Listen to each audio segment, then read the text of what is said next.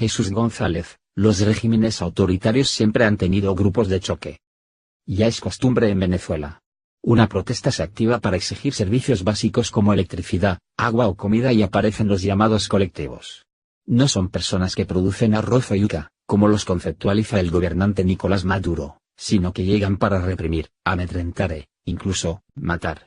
Funcionan como grupos de choque y tienen un objetivo: sembrar miedo en la población. El domingo 31 de marzo vecinos salieron a manifestar en la avenida Fuerzas Armadas. Denunciaban las constantes fallas eléctricas.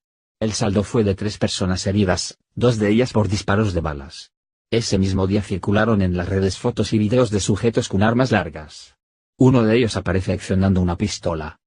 La Asamblea Nacional, ante estas acciones, aprobó el 2 de abril un acuerdo en el que calificó de grupos terroristas a los colectivos oficialistas armados, y los diputados advirtieron que sus actuaciones son terrorismo de Estado.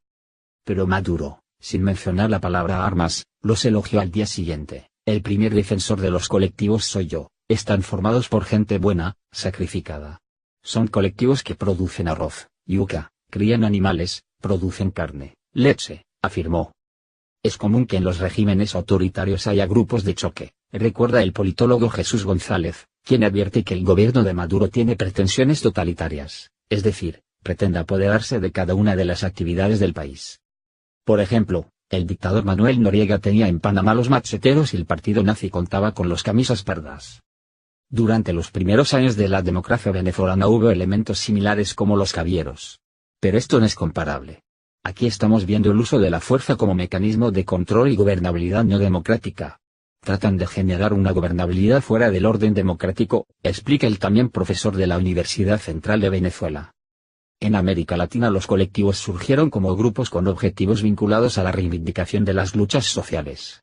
Pero en Venezuela esa palabra significa violencia o miedo. En Venezuela, aunque inicialmente muchos de esos colectivos eran grupos sociales, se han manejado como mecanismo de control político y social.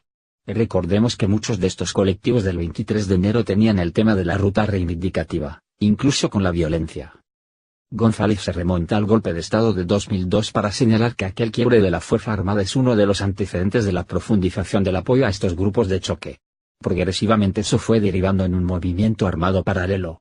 Desde el propio gobierno se ha incentivado la propuesta de darle armas al pueblo.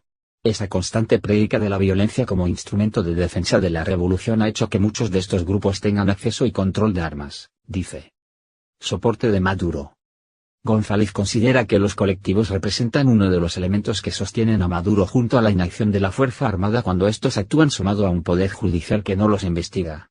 El conjunto de elementos que sostienen a Maduro se ha vuelto un problema más caótico, lamenta. Son, además, una de las razones por las que ha empeorado la crisis institucional del país. Si agarras a una persona con armas lo lógico es que la fiscalía lo detenga.